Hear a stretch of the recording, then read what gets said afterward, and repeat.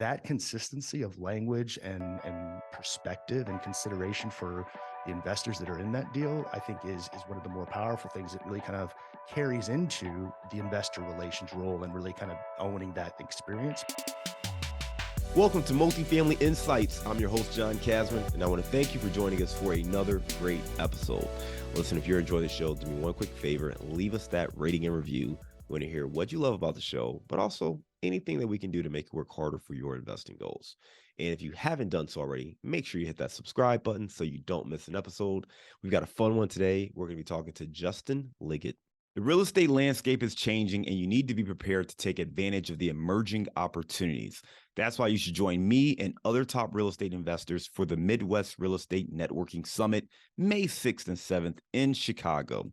Now, you want to build the connections and partnerships that will help you scale your portfolio. Guest speakers include Jay Papasan, author of the #1 best-selling book, The One Thing; Ray Higdon, network marketing expert and author of Freakishly Effective Leadership for Network Marketers; and Tarl Yarber, Bigger Pockets contributor and the CEO of Fixated Real Estate. Now, join us for the Midwest Real Estate Networking Summit on May 6th and 7th in Chicago. Tickets are available right now at MidwestRESummit.com. Use promo code PODCAST to save on your ticket today. Again, go to MidwestRESummit.com and use promo code PODCAST to save on your ticket. Justin Liggitt is a marketing and investor relations professional with over 20 years of experience with specialization and deep knowledge and skills within the investment management and private equity industries. Now, previously, he was a FINRA licensed and he ran marketing organizations in the investment management industry. Now he is at DJE, which is you'll jump into that, but he's at DJE and he's responsible for creating and executing for his client experience. Let's welcome to the show, Justin Liggitt. Hey, John, how you doing? I'm good. I'm good. DJE, of course, is stands DJE short for my Texas man Management. Devin. I just thought it was Sure, Devin yeah, Elder, and the J was for his middle name or something. a So lot of what is people what is really think that. That's what like does the DJE common. stand for? It's actually the initials of family members. It's not Devin, Ah, Justin, or Eli. Like, look at which is that. like Look at that. three of the on the acquisitions and operations team. A lot of people, common misconception, think that it's our initials, but it's not. Well, I've never asked the question, so now I Yeah. know. Well, listen, I went over your bio at a high level. Justin, why don't you take 2 minutes and fill in some of those gaps?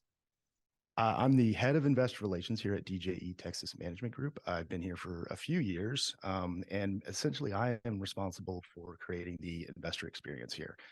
Everything from marketing and launching our projects, which include multifamily syndications, land and industrial investments, and also a new accredited only fund.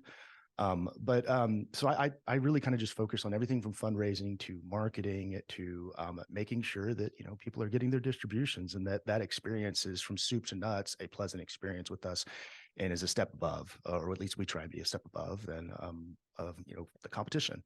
And so before that, though, I was with another private equity firm, and that's kind of where I got into the business. Before that, I was in the investment management world as a Series 7 rep, as you mentioned. And what I did with that private equity firm up at Casoro Capital in Austin, Texas, was help them launch a private market REIT, Reg A plus REIT called Upside Avenue. And so that was everything from building the marketing and the messaging and the language and telling that story to the operational elements of finding an investor portal and tracking investments so that you can get to the point to where you break escrow with the SEC and can start really marketing those sorts of things. And so it was a huge learning experience for me because not only did I get to blend really kind of like all of the marketing knowledge that I had accumulated in not only the private equity world, but also in the investment management business up to that point, and really kind of started to apply it not only to marketing, but to investor relations, to ops related things, and also to fundraising at that point. But like we had mentioned before that, I spent a long time in the investment management world. I started off as a financial advisor with Series 7s licensed, and kind of quickly moved up into kind of sales leadership and then marketing roles within the organization, where I really kind of was like the analysis and the marketing analysis kind of hub between business development teams and the marketing team, and really kind of just being that practical connecting point between the creative aspect of the business and language and design and those sort of things, and then how you take that and marry it with your addressable market and the people that you're trying to prospect to. Yeah, man, you just gave some great information. Appreciate you sharing that background, right? So you really come from kind of that investment management experience, having your license and helping to launch, REITs and other things like that. And now working with DJE. And you mentioned that you really are in charge of the investor experience. And I thought that was very interesting and probably intentional that you said investor experience, right? A lot of Right. times we call it investor relations, but you said investor experience. Talk about why you call it that, why you think about it that way, as opposed to simply just investor relations. We look at this as a partnership and an experience. Even if you're purely passive and you're just making your money work harder for you kind of thing. We do feel like there's still a level of partnership there. And for me, I think that the way that I kind of take that and make it a little bit more practical and personal is that, the idea of investor relations sounds a little clinical to me, like, relations. It's, I don't know, experience to me is more comprehensive. It's more mindful. It's more considerate of all of the people that you're working with, whether they're a seasoned syndicator who's done, hundreds of passive investments all the way down to a person who this is the first time that they're investing. And so, I mean, that parlays into everything from a consideration standpoint as far as how we write emails and updates to investors, the language that we're using so that we can communicate effectively across that entire spectrum of client type. And so, like, but that's very much a reflection of how we're also built as an organization. We're a very much larger organization than we were whenever I started here. But at the same time, the experience really kind of rests on my shoulders as far as it relates to our passive investors and our syndication projects and just making sure that they're taken care of. And it's a high level kind of mandate because it is very soup to nuts, and anything that falls under affecting experience falls under my purview. So that's the way that I kind of look at it, is to be more comprehensive, I would say. I think being more comprehensive is a great way to think about it because it also allows you to take more ownership over everything, right? I think about it like in different industries, right? You may say customer service, and some people may see customer service as simply responding to inquiries or to issues that come up, right? Someone Mhm. reaches out and says, "Hey, I had a hard time with this or this didn't work." You respond, you address that issue, great. But that doesn't necessarily mean that a great experience, right? That doesn't mean that you were in charge of making sure their overall experience was Right. solid, right? You just fixed the issue or you fixed the challenge. And I think sometimes that's the way people think about investor relations is, hey, we communicated, we sent you the update, distributions are made, your K1 is uploaded, but it's not necessarily that touch point to make sure that person is actually getting what they need or they're getting the information that they need. Maybe you're preempting some questions that they don't even know that they have. Right. But I think it's a great way to think about that experience, and not just in this example here with investor relations or investor experience, but just in any kind of business, right? The more you can think about that holistic experience for that consumer, the better it's going to be for that individual because you're going to take more ownership in making sure they get the outcomes that they're looking for. So again, I thought that was really intentional, and I thought that Thanks. it was really interesting to hear you talk about that a little bit. So, Yeah, I mean, yeah, yeah, go ahead, absolutely. Justin. Well, Yeah. no, I mean, it's just, I kind of look at the things that you mentioned, those points. Those are almost like transactional service points in the same sort of way that buying a stock is a transaction. Those people don't have real relationships, deep personal relationships with stockbrokers. Usually it's a transaction.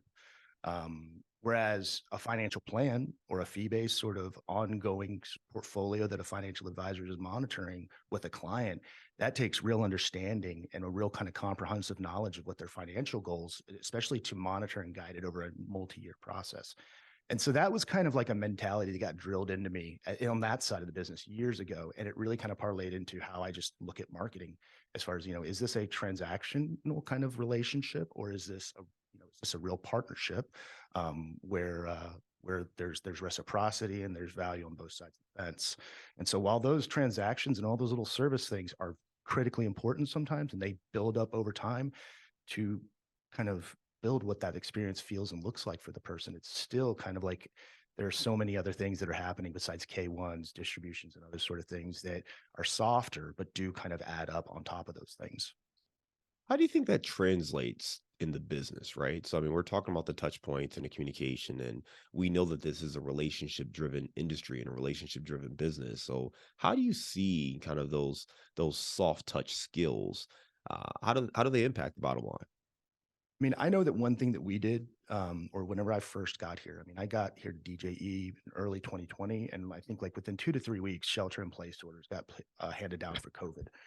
So it's kind of a weird time to join a company and be in a very high touch, relationship sort of driven role, and not being able to actually shake hands with somebody. And one of the things that we just kind of decided to do, it was very proactive on our part. There was no real feedback at the time telling us to do this, but we kind of talked about it. We said, everybody, this is a very uncertain time for everybody right now on multiple levels. Like, what can we do on our side of the fence to ease that, and just be proactive about it?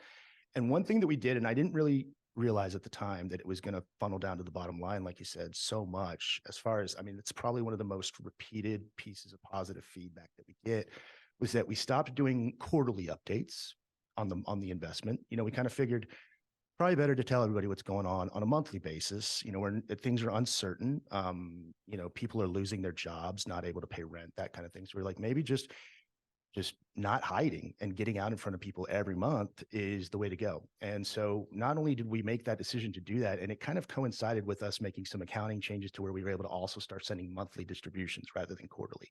We thought, hey, like sending people a smaller amount on a monthly basis is probably going to make them feel like we're staying the course, month to month, rather than radio silence for 3 months and then, oh, here's an update and here's money.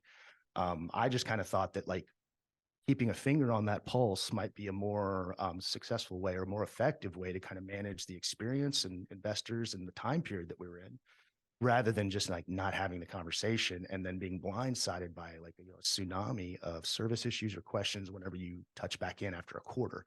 And so we just really kind of focused on getting those out monthly by the 15th of every month, distributions and the monthly update kind of in tandem almost, which was deliberate.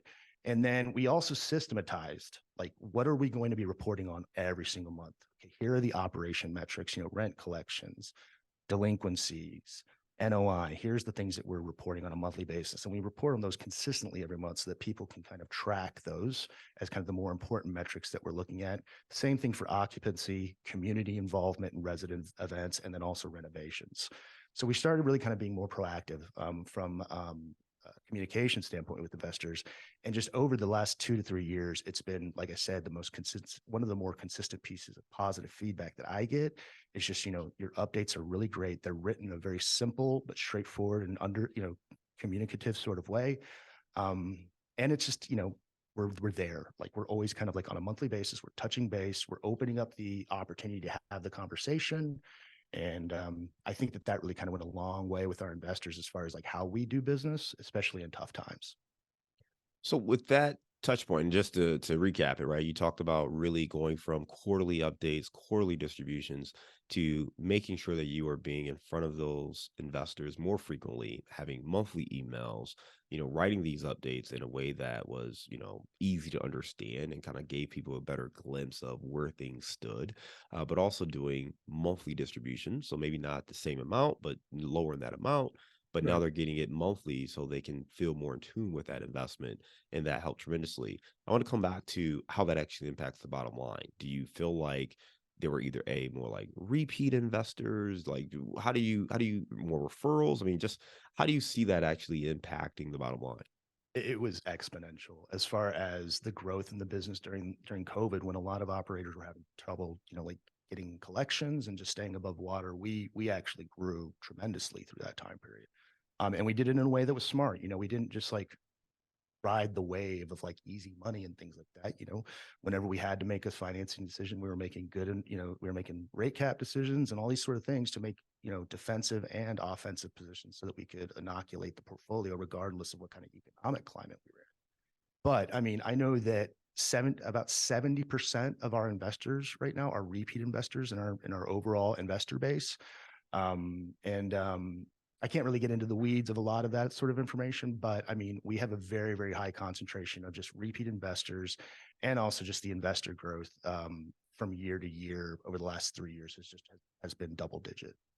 And I think that's really helpful to understand, right? Because all of these little things, they matter, particularly Mhm. when you talk about, what this business is. And maybe you're not in apartment syndication, right? Or maybe you're not doing these larger Right. apartment deals, But even if you have just one investor, even if you are looking to raise money for the first time, those touch points, being accessible, being communicative, those are the things that are going to allow you to grow.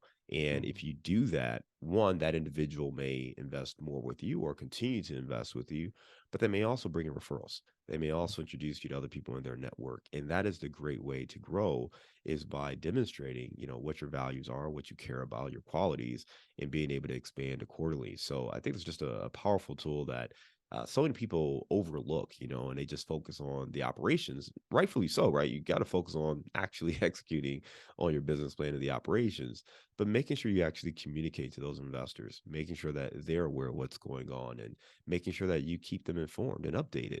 That is a key component to what we do here. And if you want to have growth, that's going to be one of the biggest ways that you actually see growth in your business.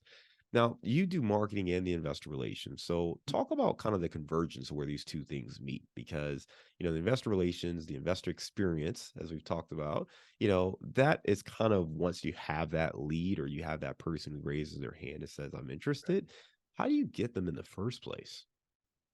I mean, it's a combination. Like we were just talking about referrals, repeat business, those sort of things. So we have a really kind of strong investor base that likes doing business with us. So that really helps. And they like referring us as well.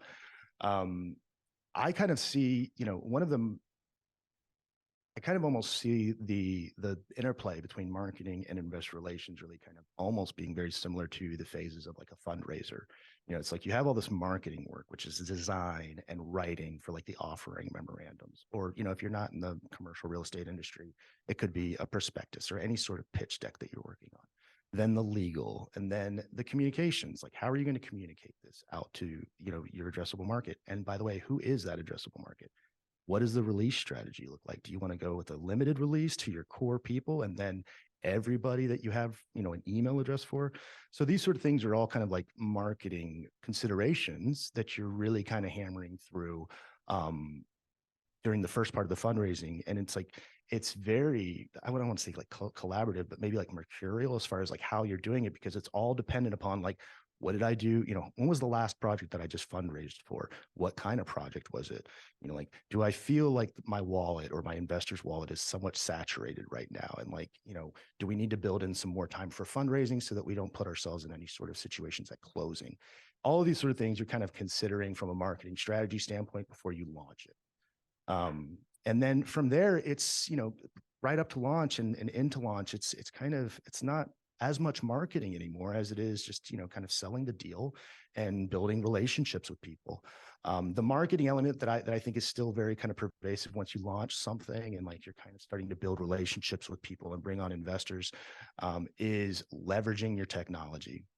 You have to be in a position to where you're starting to transition more into like the investor relations role. You have to have the marketing tools, whether it's like templated emails or a portal or a CRM system. All these things have to be kind of like built out so that whenever someone makes an investment commitment, all I have to do is press a button to confirm it. Whenever somebody wires us money, all I have to do is press a button to confirm it, kind of thing.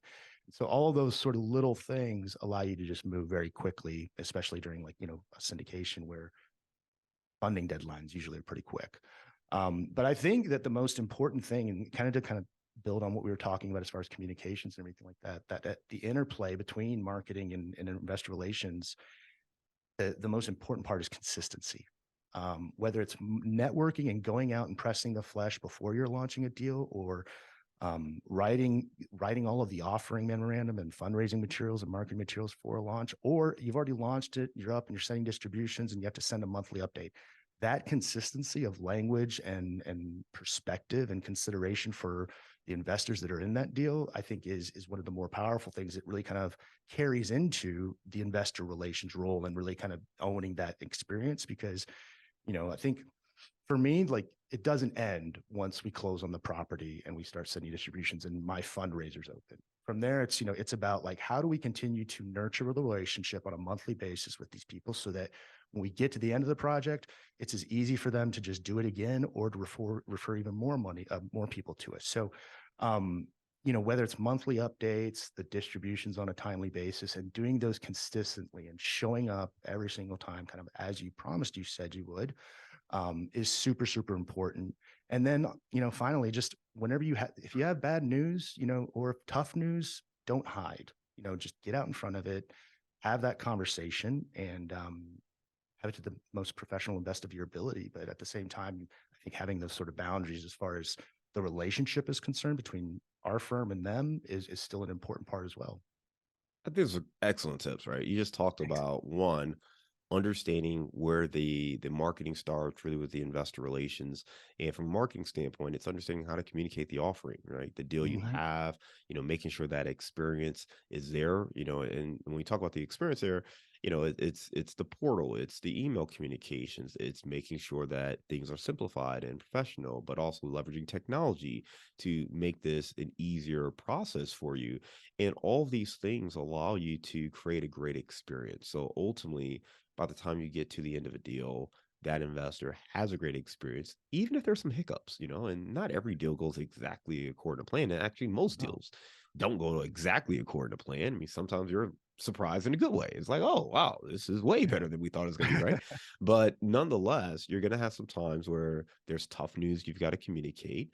Things maybe don't go as well.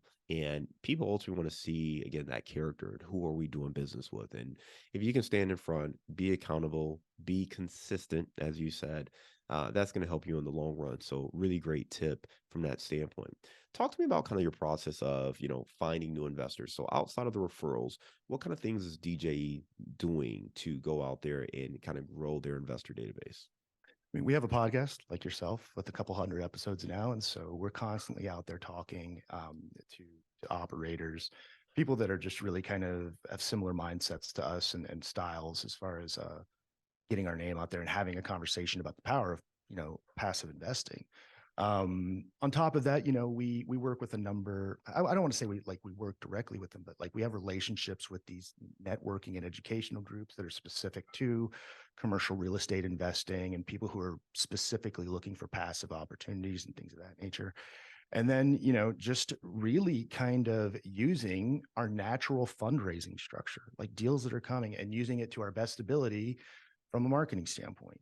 Because my thought process, I'm not trying to spam people. Like whenever I subscribe to somebody to our communications, like you're going to get our newsletter and you're going to get notified if there's a new deal to invest in.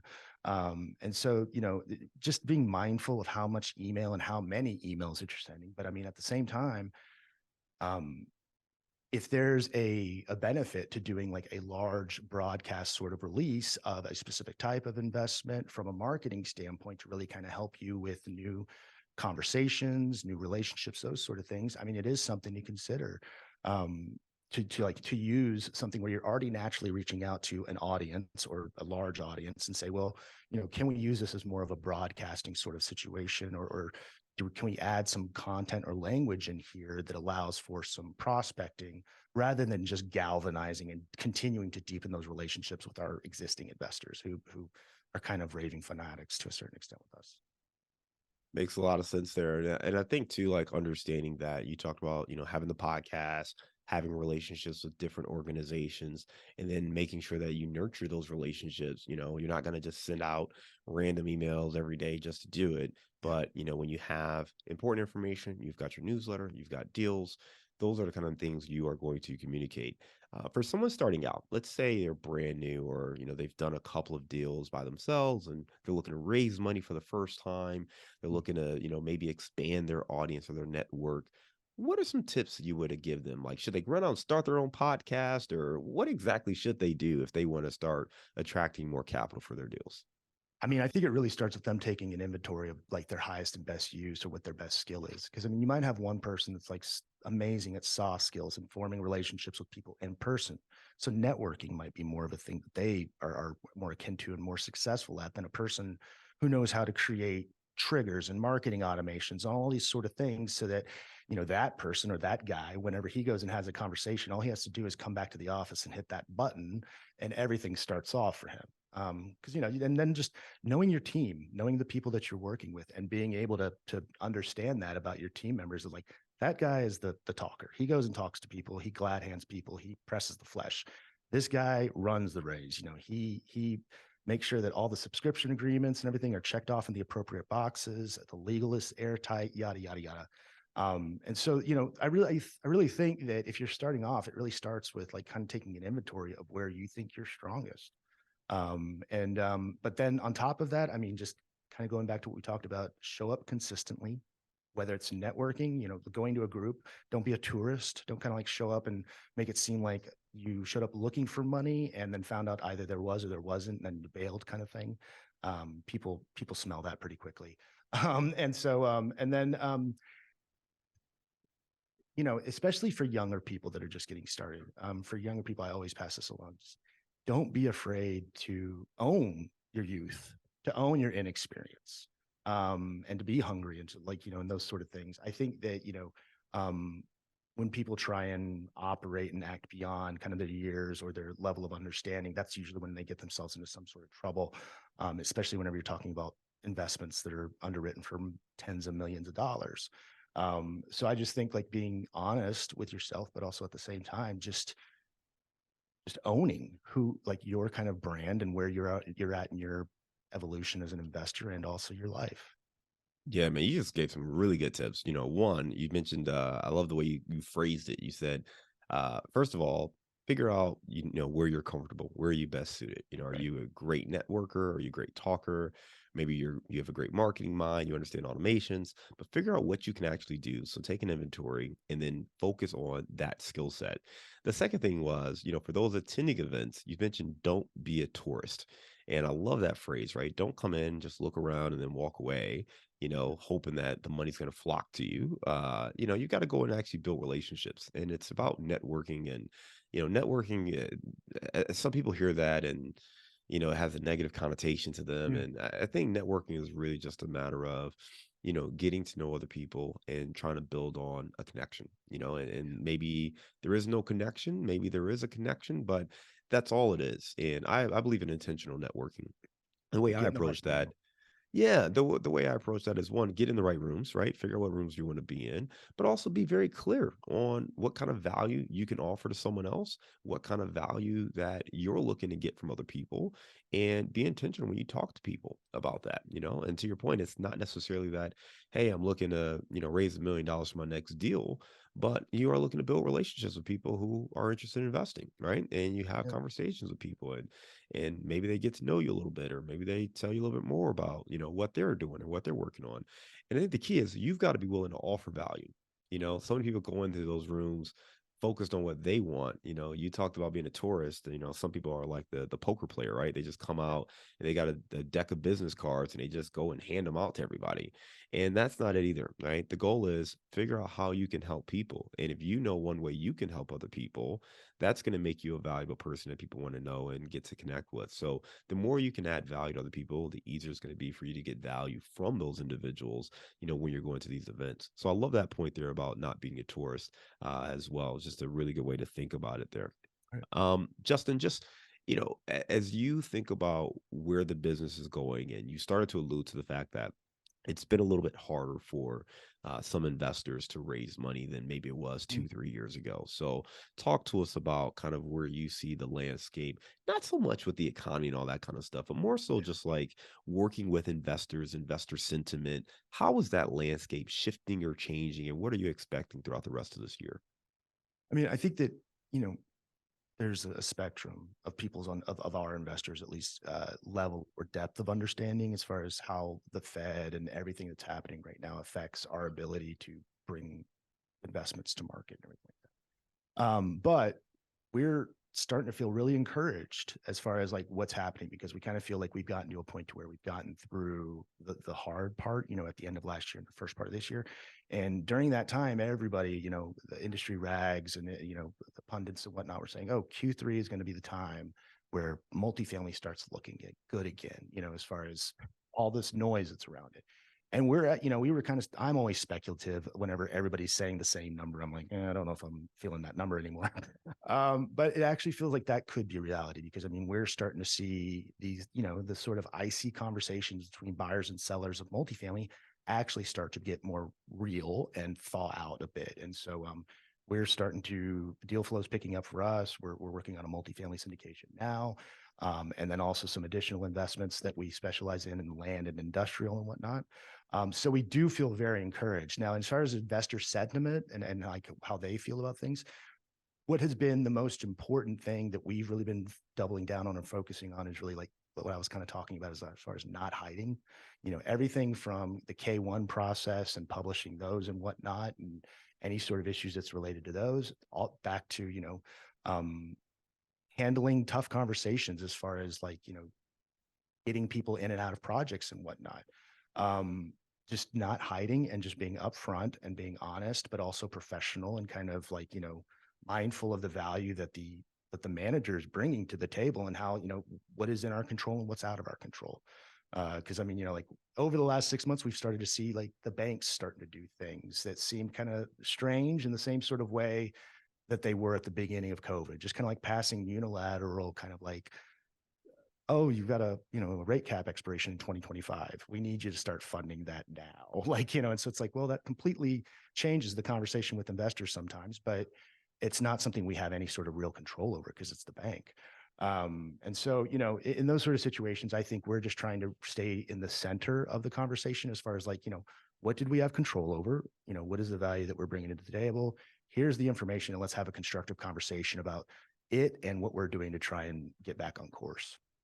Yeah, I think those are great tips there, just ways to think about it and understanding where investors are coming from and, how you can help them navigate kind of the current landscape. And I think it comes back to what you said earlier too, right? It's the more you understand their goals and their objectives, sometimes you just have to stay focused on those things. It's easy to, watch the news and watch some of these cable channels and all that and just start panicking and freaking out. And sometimes with some of these investors, you kind of have to let them know, like, hey, listen, when we first started talking, you told me these two or three things were your primary objectives, and that's the reason you wanted to invest Mhm. in apartments, right? So if those things are still the primary objectives, nothing has shifted. And commercial apartments in particular, and I'm sure you're in industrial and other asset classes too, but these vehicles are still a great option to Mhm. help you achieve those results, particularly given everything we're seeing in the stock market and with the lending environment and some of these banks and all that, right? So I think sometimes just kind of staying focused on why you want to invest in real estate, why commercial real estate in particular is such a great vehicle to help you achieve your financial goals. That's kind of a key that we find ourselves trying to reiterate as well. And I think most people, once you've done a deal or two, you kind of get it a little more naturally. But for particularly newer investors or someone who maybe they were interested a couple months ago and now things have, gotten a little interesting. Maybe they're not quite as excited or they're a little bit more nervous about it. So just kind of regrounding them in like, some of those fundamentals and the facts as opposed to just the fear mongering that unfortunately we keep seeing all over the place. I think that helps get those investors in the place they need to be as well. Yeah, 100% agree. Yeah. Reminding and keeping people's eye on the ball is a huge part of what this role, relations and experience roles are a part of.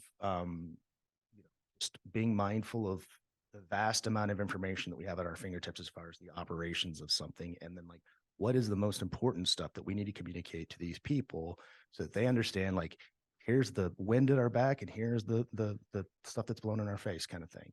So just being honest about that and being upfront, and like I said, consistency is a big thing. Yeah, Even man. whenever it's not something you necessarily want to deliver as far as a message is concerned, but delivering that message on time is important, and it adds up. Yeah, man, absolutely. And Justin, just before we go to our round of insights, you are, based in San Antonio, and Yeah. Texas obviously is a market that when we talk about multifamily, but also all commercial real estate, it's a market that people always look at just out of, curiosity. What are you seeing, particularly in San Antonio, but, you can go broader Texas as well. What do you see in the market right now? What does that market look like? How has that shifted over the last few years? I mean, one of the things that I really like about San Antonio is that it's a little it flies a little bit under the radar as far as attention grabbing stuff here in Texas because as far as not as far as investors are concerned, but on a large scale, it seems like Austin and Dallas or DFW, the Hmm. Metroplex, really kind of suck up a lot of the air in the room as far as the conversation on multifamily syndications and commercial real estate investing. And it's like, I get it. I've lived in both of those places. Like DFW, it makes total sense to me. Um, but we kind of like the fact that we're just kind of every once in a while getting mentioned as far as a place to look out for. We kind of like not, being up on everybody's radar kind of thing. And it really kind of allows us to just operate kind of just like almost like a stealth group. I feel like sometimes like we go through and we strike really fast, we close quickly, we get these things going, and we've done really great projects here, and we've done that over and over again. And as far as what we're seeing, we're just looking to try and do more of that, basically. Houston, I grew up in Houston. I love my hometown. But a lot of, I think, professional investors, maybe operators, sometimes are a little bit weary of the weather element, which is real. I could tell you after decades of living there, at least my my hair could tell you back in the day. But yeah, I mean, it's below sea level, and sometimes that results in some additional or inherent risk as far as the overall project. If you have line items like insurance and things like that that are going to be higher or higher relative to other markets or assets, just because things like you have to do those sort of defensive measures in order to make sure that the asset is protected. No, I appreciate you sharing that. It's always really helpful to hear what's going on in the market and how you're looking at it from an investor's standpoint. Justin, we're going to move on to a round of insights, but before we do, for those who want to learn more, connect with Justin and the DJE Texas team, you can go to their website, djetexas.com. All right, Justin, give me a failure or an apparent failure that sets you up for later success.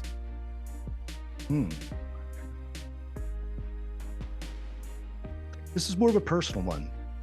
When I was young, I was a very serious water polo player, from like ages 10 to 19, 9 hours a day in the water kind of thing, 6 days a week.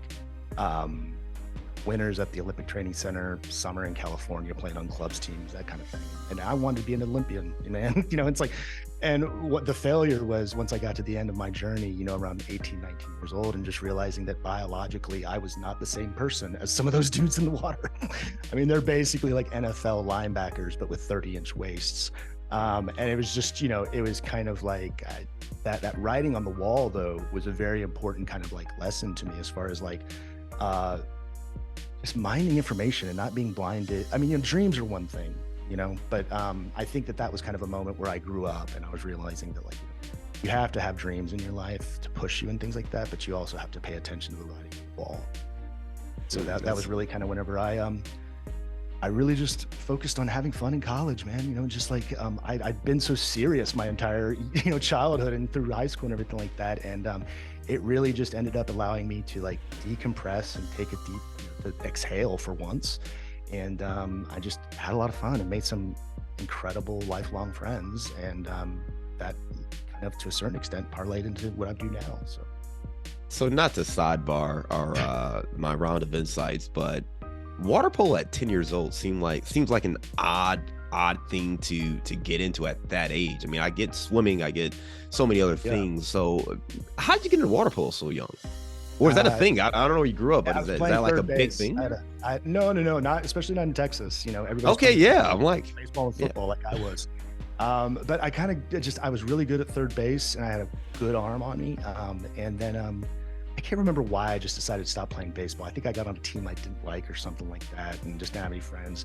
And ended up swimming for a little bit, and then I got really good, really quick kind of at swimming. And I was practicing or something, and like a coach saw me pick up a water polo ball and just start playing with it on the like up against the wall and everything like that. And he's like, just calling my parents. Everyone was like, "What is he doing? Like, we need to get him doing this," because I just like had a natural knack with my hands thing. All right, awesome. Yeah, but I mean, like there was like an enclave of like all these kind of high performing teams that all kind of came together in the 90s in Houston. And we would like on the summertime, we would go out to Stanford or to San Diego and just play club teams, and then mess around on the beach all afternoon. And it was hilarious because California, they start playing their kids water polo at the same age that we start playing ours, like baseball and football, that kind of stuff. So they just kind of figured they were going to get to whoop up on some Texas kids, and it was quite the opposite once we showed up. Wow, that's incredible, man. I appreciate you sharing that. That's awesome to hear. All right, I forget what question comes next, so I've got to reboot myself now. All good, man. All good. All right. Give me a digital or mobile resource you recommend for your business. Oh, there's this new one, like this AI chat GPT thing that I've just started digging into. Man, if you're doing any writing you need to get this thing. And then beyond that, there's all sorts of automations and cool stuff that you could do to like trigger and ping yourself. If you like, there's a specific trend update or something like that, it'll summarize it for you and you can like cherry pick it for content if you want to.